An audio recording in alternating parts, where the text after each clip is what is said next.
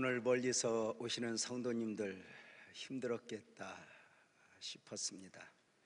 안개가 자욱하여 하늘도 캄캄하고 아침에 일어나서 시간을 잘못 보았나 너무 캄캄해서요. 비도 오고 무엇인가 그 쓸쓸한 느낌이 처음 성탄 전야도 이날 같았겠다 싶었습니다. 아침에 새벽에 터키에서 사역하고 계신 김성일 선교사님으로부터 메시지가 왔대요. 목사님, 이곳은 너무도 고요합니다.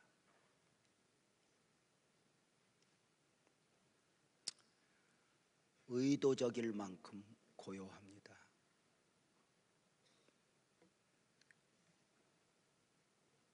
그럼에도 우리는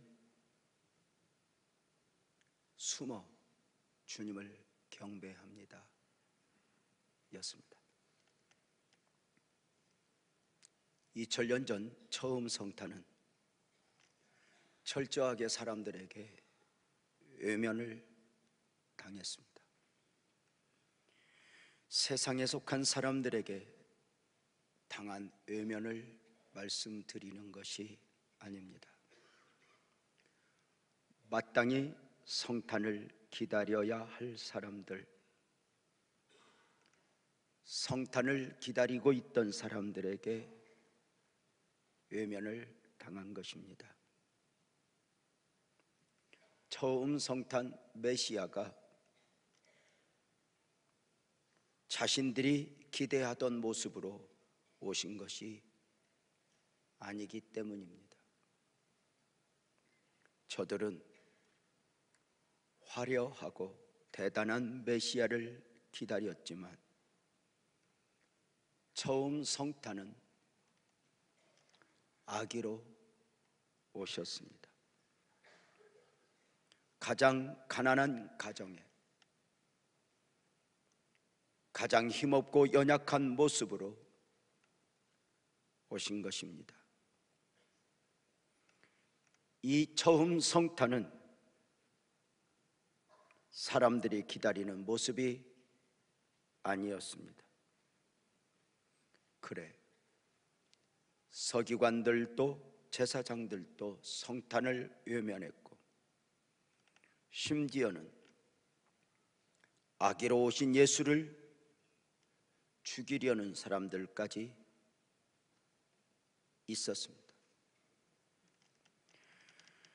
세상에는 그 어느 곳에도 성탄의 안식처가 없었으니 누가복음 2장 7절은 이렇게 말했습니다. 아들을 낳아 강보로 싸서 구유에 누였으니 이는 여관에 사방에 있을 곳이 없음이로라 라고 말입니다.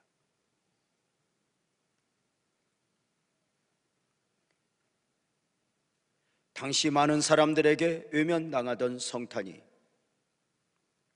오늘 저와 여러분에게는 어떤 의미입니까? 혹시 여러 분주함에 매인받으여 성탄을 맞을 여유가 없다 하시겠습니까? 내가 원하는 성탄이 아니여 나는 적당한 선에서 모른 척 해도 된다 하시겠습니까? 사는데 피곤하고 지쳐 성탄을 기뻐할 이유가, 여유가 없다 하시겠습니까?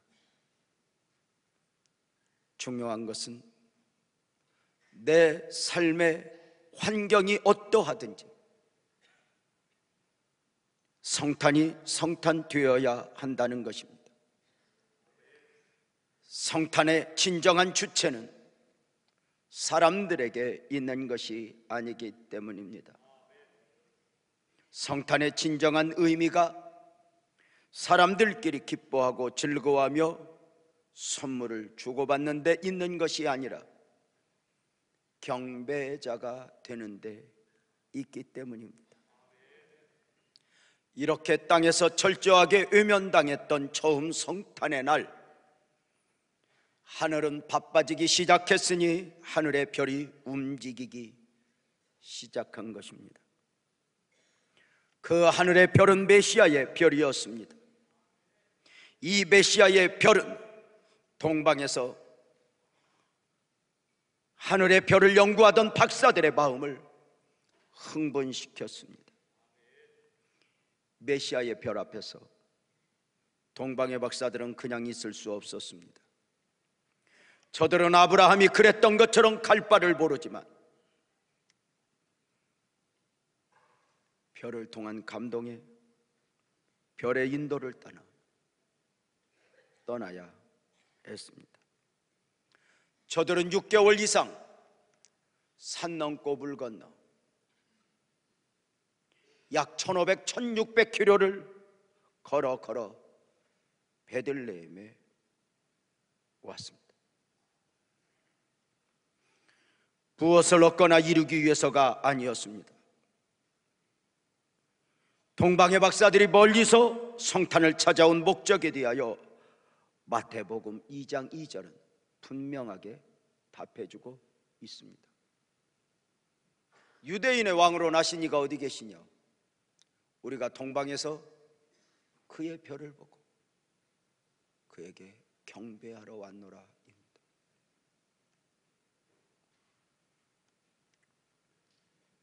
어릴 적 추석 명절에 시골 고향을 방문한 적이 있습니다. 아주 어릴 적 추억에 그 청년 시절 방문은 그 기대가 있었습니다. 고향 사람들이 어찌하고 있을까? 다 논에 가서 일하고 있었습니다. 동방의 박사들이 예루살렘에 오면서 흥분했을 것입니다. 이렇게 멀리서도 왔는데 메시아를 기다리고 있던 그 현장에 사람들은 어찌하고 있을까? 그런데 조용한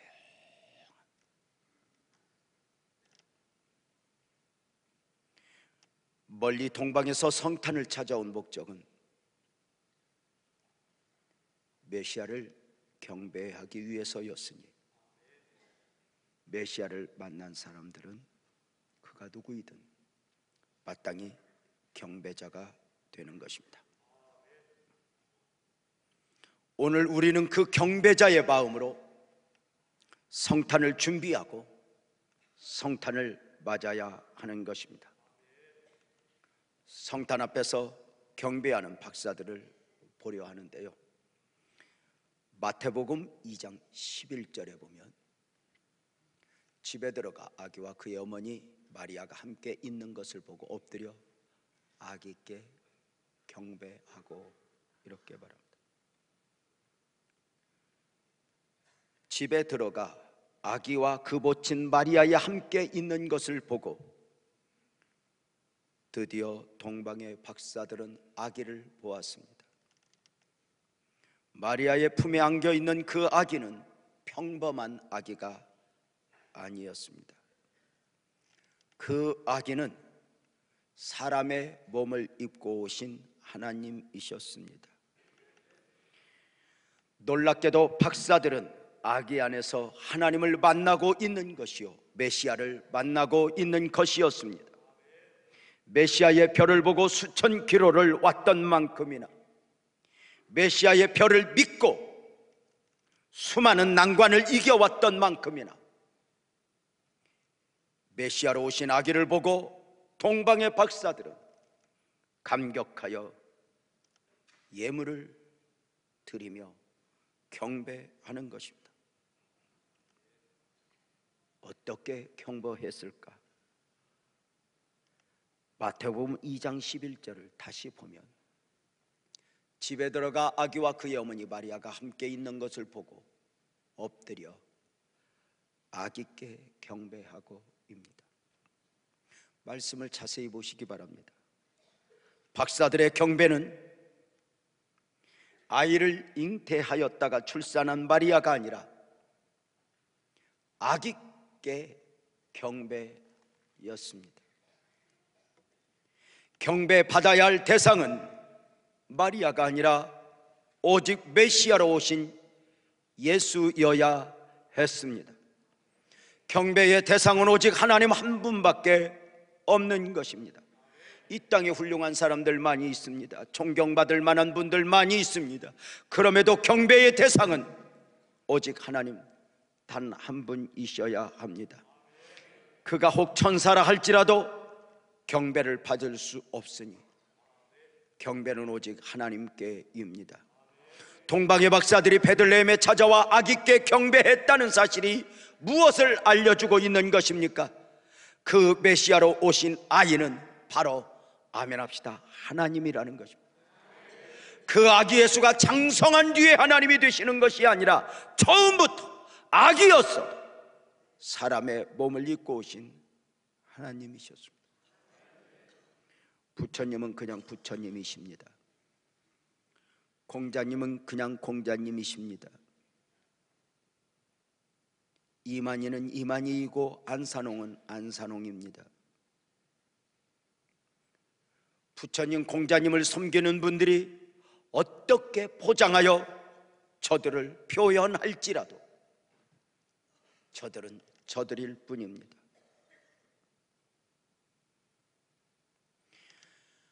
신천지 이만희, 안산홍 증인의 안산홍, 저들이 스스로 속아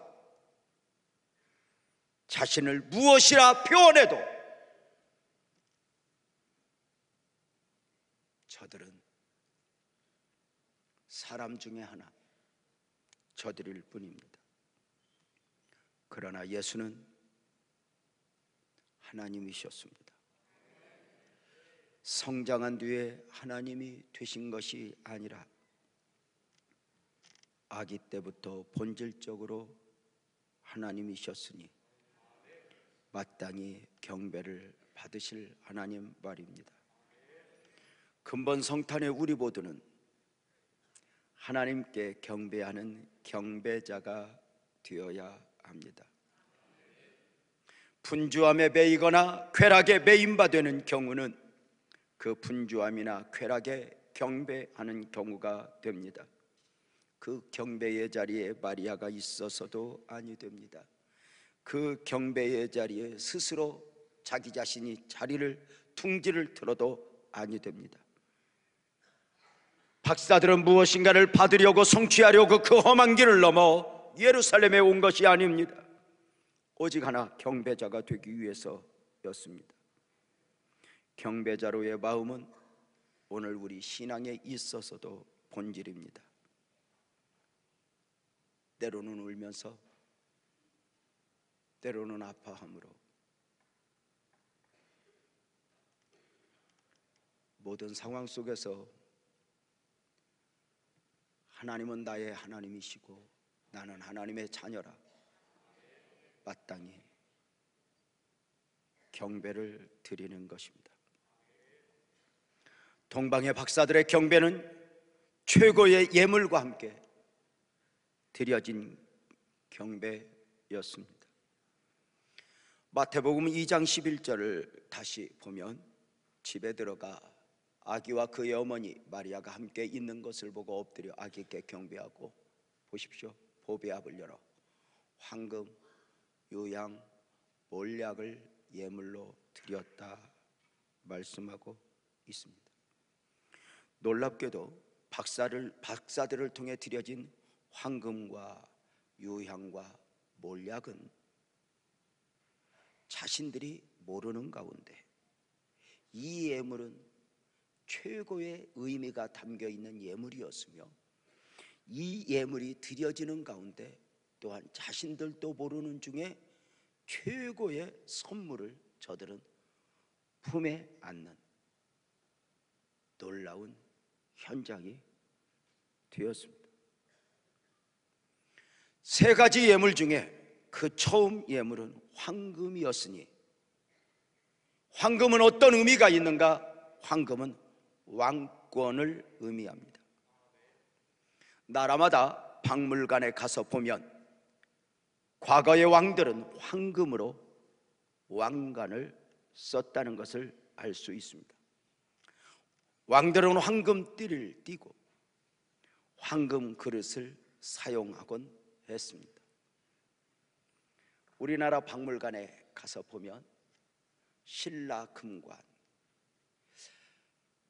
저는 모를 때는 이 금들이 너무너무 화려하고 대단하게 보였는데, 제가 이렇게 한 나라의 박물관을 가서 보면서 우리나라는 참 그때도 저렇게 가난했구나 싶었던 생각이 들었던 것은 러시아에 가서 박물관에 가서 보고 너무 놀란 것입니다. 옛 왕들이 살던 그 궁궐에 그 왕의 방에 갔더니 세상에 황금방이에요. 천정도 벽도 다 황금이고요, 침대도 황금. 아니 정말 저는 글에나 황금마차가 있는 줄 알았어요. 동화에나. 진짜 황금마차를 제 눈으로 보았다니까요. 왕들이 타고 다닌다. 저들이 왜 황금마차를 타고 왜 황금방에서 잠을 잤을까? 왕이니까. 절 보고 선택하라면 황금방 그리고 황토방, 어디에서 잘래면 저는 황토방입니다.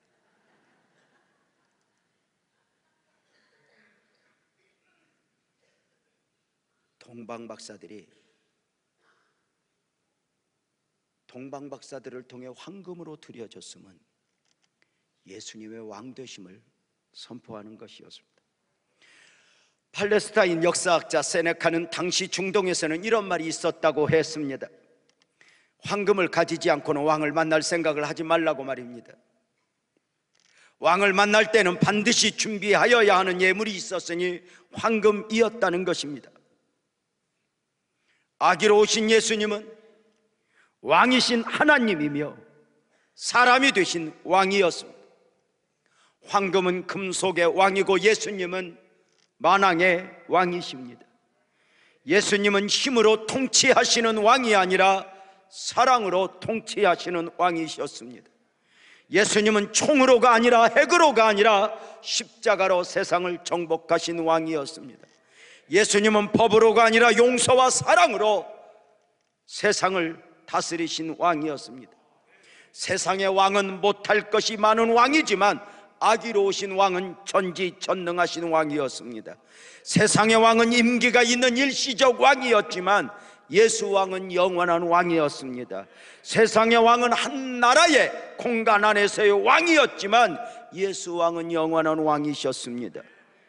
아기 예수에게 황금을 바친 것은 당신은 왕이십니다 하는 고백의 의미가 담겨 있었습니다. 또 하나, 그렇게 왕으로 고백하는 가운데 자신도 모르게 박사들은 거대한 영적인 축복을 누리게 되는 것이니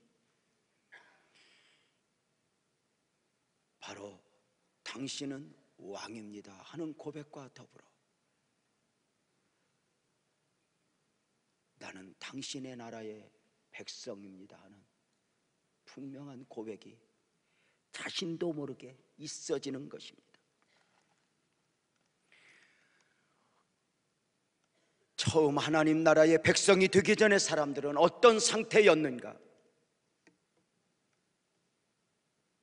갈라디아서 4장 8절은 너희가 그때에는 하나님을 알지 못하여 본질상 하나님이 아닌 자들에게 종노릇 하였더니 이렇게 말입니다. 에베소서 2장 3절은 좀 더 정확하게, 전에는 우리도 다 그 가운데서 우리 육체의 욕심을 따라 지내며 육체의 마음에 원하는 것을 하여 다른 이들과 같이 본질상 진노의 자녀였더니라고 말합니다. 요한복음 8장 44절에서는 너희는 너희 아비 마귀에게서 났단다라고 말합니다. 이 땅을 살아가는 모든 사람들은 마귀에게서 난, 마귀에게 속한 본질상 진노의 자녀로서 지옥의 멸망이 예비된 가운데 육체의 죄성을 띠고 살아가고 있었습니다. 이랬던 사람들이 성탄으로 오신 예수를 믿음으로 말미암아 하나님 나라의 백성이 되는 것이니 소속이 바뀐 것입니다. 마귀가 다스리는 나라에서 예수님을 왕으로 믿고 섬기는 하나님 나라의 백성이 되는 것입니다. 그렇게 하나님의 백성이 되어 날마다 예배하다 보니 더 놀라운 사실이 있습니다. 마태복음 1장 21절에 보면 아들을 낳으리니 이름을 예수라 하라. 이는 그가 자기 백성을 그들의 죄에서 구원할 자라 했습니다. 자기 백성. 성탄을 경배하여 주의 백성이 된 사람들은 새롭게 주의 백성이 된 것이 아니라, 아멘 합시다, 처음부터 주의 백성이었다는 것입니다.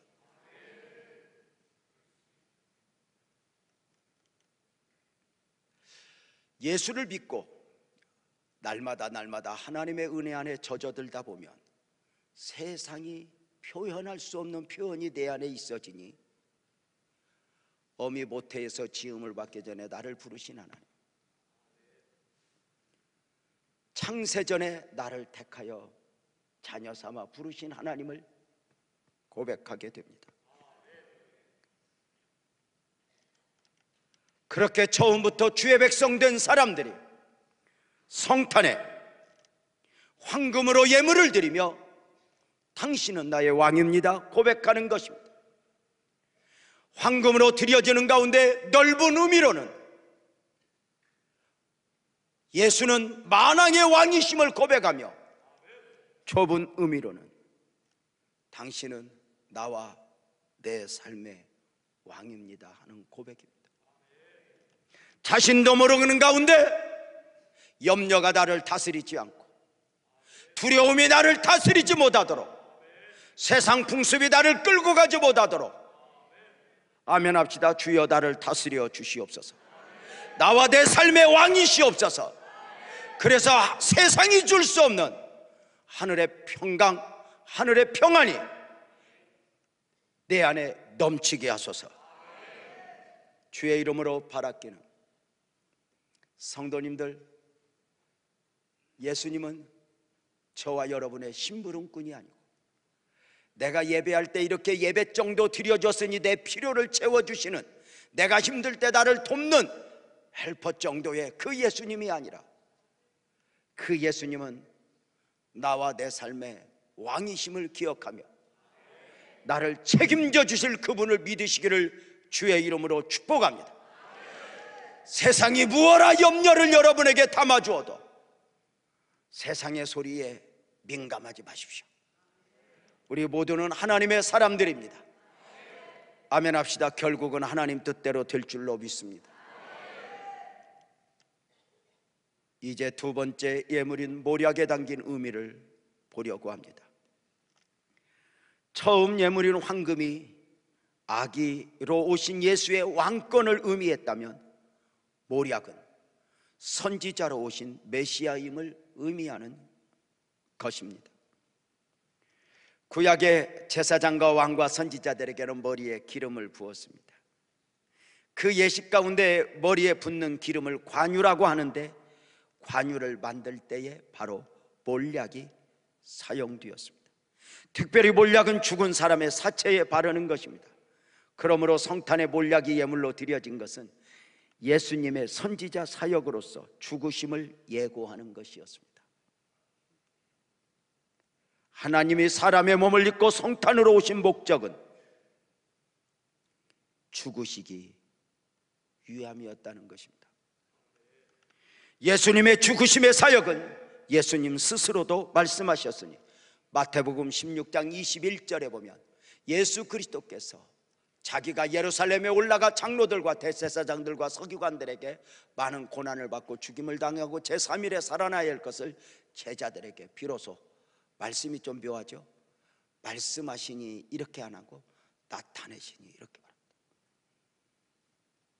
사실만 말씀하신 것이 아니라 내가 이제 올라가서 예루살렘에 가서 고난을 받고 죽임을 당하고 살아날 거야, 사실만 말씀하신 것이 아니라 이 사실적 사건을 통해서 당신이 메시아임을 나타내는 것입니다. 이게 묘한 것입니다. 그래서 우리가 이 말씀을 받을 때 참 중요한 것은 그 내용 안에 담겨진 하나님의 은혜를 그 안에서 느끼고 품에 안아야 할진데, 사랑하는 성도님들, 주의 이름으로 바라기는 말씀 가운데, 찬송 가운데, 기도 가운데 하나님이 여러분을 만나주고자 하시는 대로, 은혜 입히고자 하시는 대로 더 큰 은혜와 만남이 여러분 안에 있어지기를 주님의 이름으로 축복합니다. 성탄으로 오신 목적은 죽으시며, 죽으심의 목적은 부활로 다시 살아나심입니다.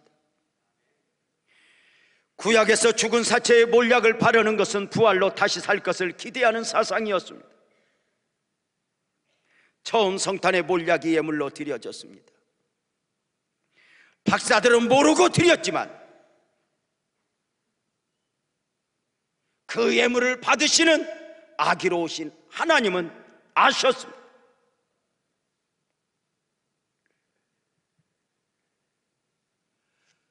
드려지는 사람은 모르고 드렸지만 주님은 큰 걸로 받으시니, 예수님은 죽으신 후에 니고데모를 통해서 몰약을 받으신 적이 있습니다. 요한복음 19장 39절에 보면 일찍이 예수께 밤에 찾아왔던 니고데모도 몰약과 침향 섞은 것을 100리트라쯤 가지고 왔다. 100리트라는 왕을 장례하기 위한 양입니다. 니고데모에게 예수님은 왕이었습니다. 놀라운 것은 이렇게 모르고 드려진 가운데 이것이 부활을 준비하는 예물이 되었다는 것입니다. 모르고 하였지만, 옥합을 깨트린 여인의 헌신도 마찬가지입니다. 왜 연애하는지 몰랐습니다. 그러나 예수님 머리에 부은 순간 주님 말씀하셨습니다. 저는 내 장사를 준비했다. 신앙은 뭘 알고가 아닙니다. 깨닫고가 아닙니다. 어느 날 알지 못하는 가운데 감동을 주었고, 그 감동 안에서 이렇게 드려지노라면 미래적 축복, 그 미래적 은혜를 하나님이 준비하신 가운데 우리에게 은혜를 입히죠. 성탄은 죽으시기 위함이었고, 죽으심은 부활을 위함이었으니 이것은 단순한 신비가 아닙니다. 이제 세 번째 예물로 드려진 유향에 담긴 의미를 보려 합니다. 처음 성탄에 유향이 예물로 드려졌으면 예수님의 제사장 사역을 의미하고 있습니다. 제사장은 라틴어로 폰티펙스라고 하는데 이는 다리를 놓아주는 사람이라는 의미입니다. 죄인들로 하여금 하나님을 찾을 수 있도록 길이 되어주신 분이 예수님이셨던 것입니다. 진실로 아기로 오신 예수님은 제사장 사역을 위해 오셨습니다. 그 제사장 사역을 위해 오신 예수님이 처음 성탄에 황금과 더불어, 몰약과 더불어 유향을 받으신 것입니다. 처음 성탄에 유향을 받으신 주님은 부활 승천하시면서 모든 성도들이 하나님의 백성으로 살아갈 수 있도록 유향을 선물로 주셨습니다. 유향은 향기를 바라는 일종의 향수입니다. 유향은 성전에서 제사를 드리는데 절대적으로 필요한 향이었습니다. 많은 제사가 있는데 그 제사와 더불어 함께 드리는 제사가 소제입니다. 그리고 그 모든 제사에는 유향이 함께 드려졌는데 레위기 2장 1절 2절은 그렇게 말합니다. 누구든지 소재 예물을 여호와께 드리려거든 고운 가루로 예물을 삼아 그 위에 기름을 붓고 그 위에 유향을 놓아. 유향을 반드시 2장 2절에도 보면 아론의 자손 제사장들에게 가져갈 것이 제사장은 그 고운 가루 한 움큼과 기름과 모든 유향을 가져다가 기념물로 제단 위에서 불사를 지니 이는 화제라 여호와께 향기로운 냄새라 이렇게 말합니다. 성전이나 성막의 분향단에서 가장 중요한 양이 유향이고 이 유향은 성전을 성전되게 하고 성막이 성막되게 하는데 절대 요소였습니다. 유향으로 드려질 때 아주 이 분향단의 향이 꺼지지 않고 늘 타고 있어야 했으니 출애굽기 30장 8절 말씀을 보면 또 저녁 때 등불을 켤 때에 살을 지니 이 향은 너희가 대대로 여호와 앞에 끊지 못할지며 하루 24시간 1년 365일 영원히 이 분향단의 향은 꺼져서는 안 된다. 대대로입니다. 왜 이렇게 명령하셨는가? 성막이나 성전에서 이 분향단의 향이 어떤 역할을 하는가 말씀을 드리도록 하겠습니다. 성막과 성전 시대에는 하나님을 예배함이 제물로 드려졌습니다. 오늘 우리가 드리는 예배와 달랐다는 것입니다. 성막 시대, 성전 시대에는 앞 앞에 전부 다 예물로 소, 양, 염소, 비둘기 이런 것들을 다 가지고 와서 죄 지은 사람은 이렇게 안수를 하여 죄를 전가하여 양이나 염소가 이렇게 각을 떠 이렇게 제물로 드려지는 모습을 이렇게 보면서 제사를 드렸으니 성막과 성전 시대에는 이스라엘 백성들 광야 시대 또는 이런 성전 시대 때 절기 때도 예물을 드리고 이런 제사를 드릴 때 안식일 특별히 이런 대속죄일 이럴 때에 전 이스라엘이 제물을 가지고 와서 이렇게 경배를 하는데요. 놀라운 것은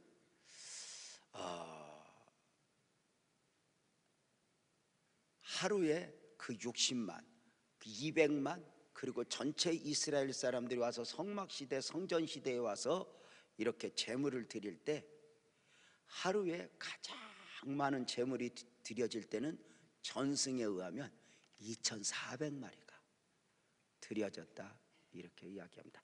안 놀랄 줄 알았습니다. 그 2,400마리가 소, 양, 염소 이런 것들이 2,400마리가 이렇게 드려졌다면 이것이 바로 소위 번제단의 신비라 이렇게 이야기합니다. 우리가 이제 성막을 언젠가 공부하다 보면 배울 수 있는 것인데요. 한번 상상을 한번 해보세요. 번제단, 이 제단에서 불이 활활 타오르는 가운데 거기에서 제사를 드릴 때 소나 양을 각을 떠서 올려놓고 제사를 드리면 이것이 연기까지 태워서 드리는 제사인데요. 느낌상 한번 생각해 보세요. 지금 죄송한 표현이지만 화장터에 가보면 사체 항구가 화구에 들어가면 요즘같이 첨단 기술 가스로 활활 태워도 약 1시간 20분이 걸려야 가루가 한 주먹 가루가 나옵니다. 전에는 1시간 40분 50분 했는데 이제 시간이 많이 줄었더라고요. 거의 1시간까지. 근데 상식적으로 그 번제단에 이스라엘 전체들이 드려지는 하루에 2,400마리가 드려질 수 있었을까? 번제단의 신비 중에 하나가 2,400마리를 드리든 10,000마리를 드리든 1마리를 드리든 10마리를 드리든 같은 시간에 드려질 수 있도록 축복하셨으니 이게 번제단의 신비라는 거죠. 혹시 여러분 이렇게 많은 사람들이 예배할 때 하나님이 내가 드리는 예배를 받으실까? 여러분 조는 것까지 아십니다.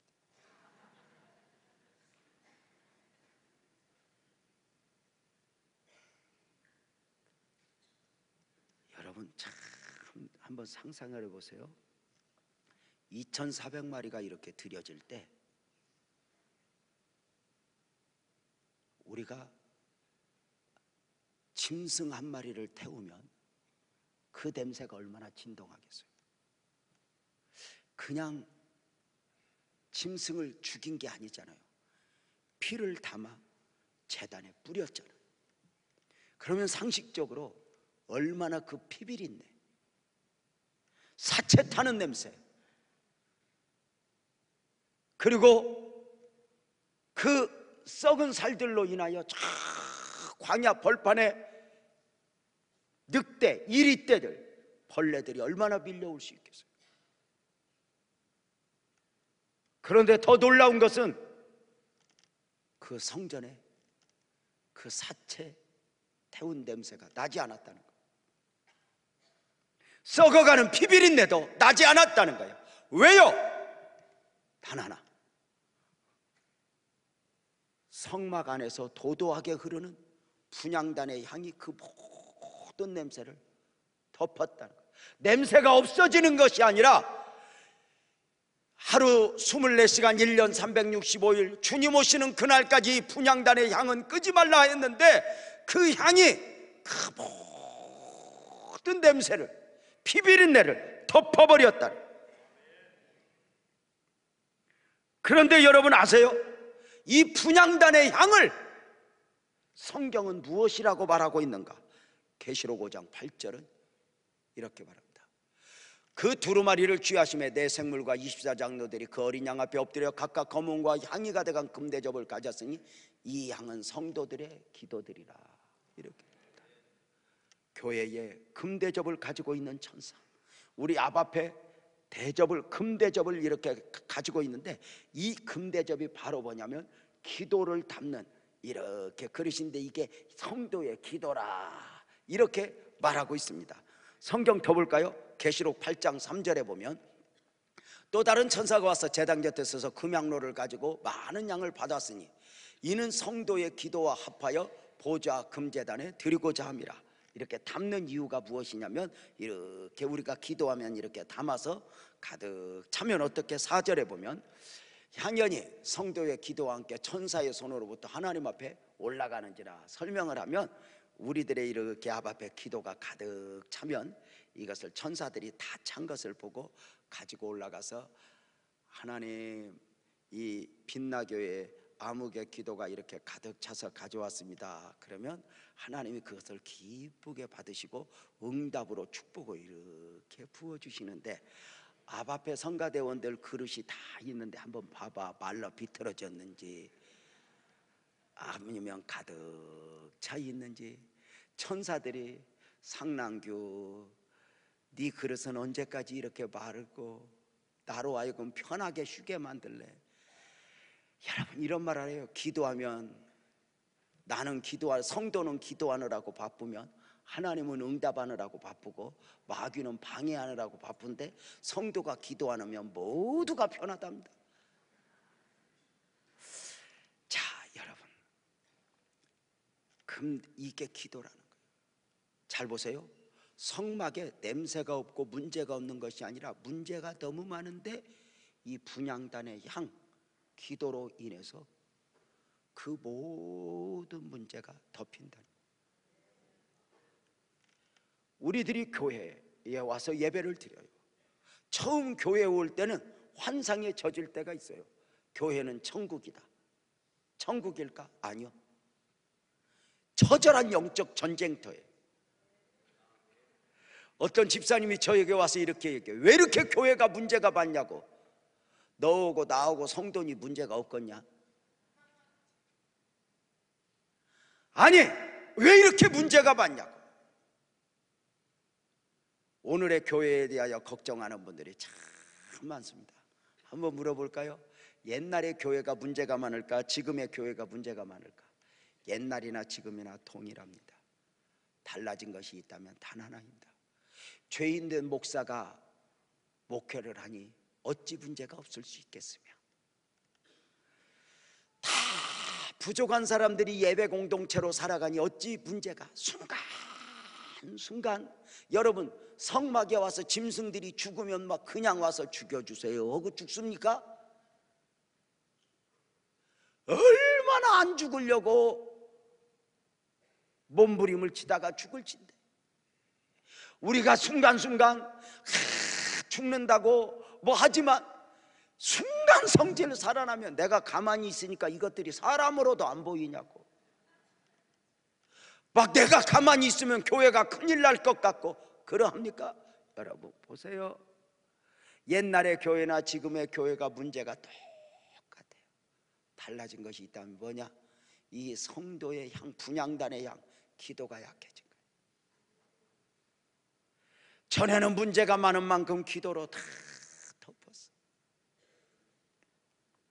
근데 요즘의 교회는 기도가 약해져 있어. 그래서 문제가 되고 상처가 상처되는 것 아닌가? 사랑하는 성도 여러분, 기도는 교회와 가정의 모든 악취를 덮어버립니다. 기도는 내 영혼을 틈타리하는 모든 저주, 실패, 절망을 치료해 낼 것입니다. 기도는 우리 가정과 교회를 썩은 냄새로 진동케 하려는 악한 마귀를 막아주는 것입니다.